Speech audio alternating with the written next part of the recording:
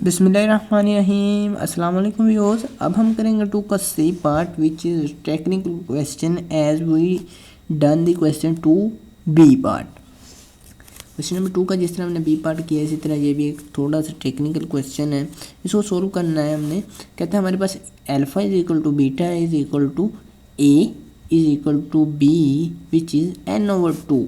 अब यहाँ सबसे पहले हम बना लेंगे टेबल। ये आ जाएगा हमारे पास बी बीटा और ये आ जाएगा ए अल्फ़ा। उसने कहा नीचे जो 2 क्वेश्चन है इनको आपने प्रूव करना है। अब यहाँ आ जाएंगे हम लोग। बच्चों ज़रा आपने ध्यान से इसको करना है।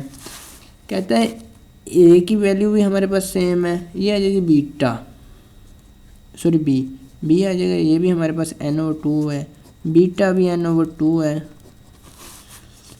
ए भी हमारे पास ए जो हमारे पास पॉजिटिव क्लास है ये भी n/2 है और अल्फ़ा भी ये नेगेटिव क्लास है ये भी हमारे पास n/2 है।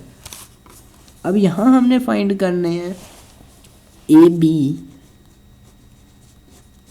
ठीक है, ये भी फाइंड करेंगे और साबित करना है कि ए बी ये है हमारे पास ए बी की अल्टीमेट क्लास इक्वल टू है अल्फ़ा बीटा के। अल्फ़ा बी ये है और अल्फ़ा बीटा यहाँ आएगा, ठीक है, यहाँ, और इसी तरह ए बीटा ये यहाँ आएगा।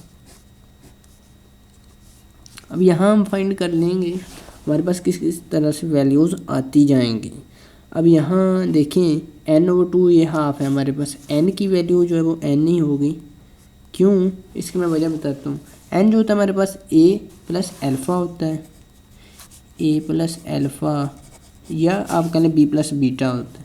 ये दोनों फार्मूला से अप्लाई हो सकता है, जिस तरह आपने 217 पेज पर फार्मूला पढ़ेंगे। ये n/2 प्लस n/2 जब आपको पता है मखरज एक जैसे हो शुमार करने दो को प्लस कर देते हैं, n plus n divide by 2, ये 2n हो जाएगा डिवाइड बाई 2, ये 2 से कैंसिल हो जाएगा, हमारे पास बचा n और n की वैल्यू क्या आई n। ठीक है बच्चों, उम्मीद है आप लोगों को इस बात की चीज़ें समझ आ गई होगी। अब यहाँ हमने इन सब को फाइंड करना है। यहाँ देखिए हमारे पास ये डिपेंडेंट क्लासेस हैं। अब अगर आप यहाँ एक गौर से देख रहे हैं, गौर से n/2 है, इसका मतलब यहाँ हाफ होगा कुछ और यहाँ होगा हाफ। ठीक है बच्चों, इसका n/2 का हाफ बना लेते हैं, हाफ यहाँ होगा हाफ यहाँ होगा। n/2 का हाफ करता हूँ मैं, इसको 2 पे डिवाइड करूँगा, यहाँ 2 पे डिवाइड, इसका मतलब होता है 2 मल्टीप्लाई कर देते हैं आप मखरज में, ठीक है, n/4। या आप इस तरह से भी कह सकते हैं, ये देखिए n/2 डिवाइड बाय 2। अब आप यहाँ एक चीज़ को देखें, आपके पास फार्मूला होता है एक, ये आ जाएगा n/2, क्योंकि बड़े वाला बट्टा है जो ये वाला हमने इस पे डिवाइड किया है, ये छोटे वाला बट्टा है। जब बट्टे के नीचे बट्टा आ जाए तो बट्टे को उलट देते हैं, बट्टे के ऊपर बट्टा आ जाए तो बट्टे को उलट देते हैं। अब यहाँ इसको अगर हम डिवाइड कर देते हैं 2 पे, ये 2 ऊपर जाके मल्टीप्लाई हो जाए। यहाँ देखिए हम 2 के नीचे भी 1 है, ठीक है, ये ऊपर जाके जब उल्टेगा n/2 ऊपर वाला ऐसे ही रहेगा, ये 1/2 हो जाएगा। यहाँ 2 ऊपर 1 था, ऊपर जाके 1/2 हो गया। अब देखिए n/4 आ गया हमारे पास। उम्मीद है आप लोगों को इस बात की अच्छी तरह समझ होगी। ये भी n/4 होगा, ये भी n/4 होगा, इसी तरह इसका भी आप करें, ये भी n/4 होगा, n/ ये भी 4 होगा। ठीक है बच्चों, इन दोनों को अगर आप प्लस करते हैं, इन दोनों को प्लस करते हैं इसी तरह, तो आपके पास n/2 आ जाएगा।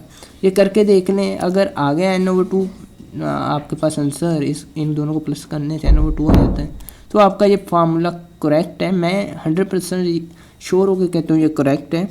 तो हमें यहाँ से प्रूव हो गया ये ए बी हमारे पास इक्वल टू है अल्फ़ा बीटा के।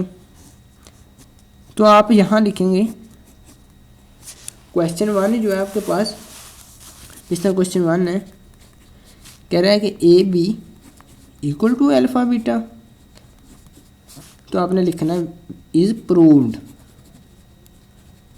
यहाँ वैल्यूज भी लिखने n/4 which is equal to n/4, हमें कहेंगे ये प्रूव हो चुका है। अब मिलेंगे नेक्स्ट वीडियो में एक नए लेक्चर के साथ, तब तक के लिए अल्लाह ने के बाद।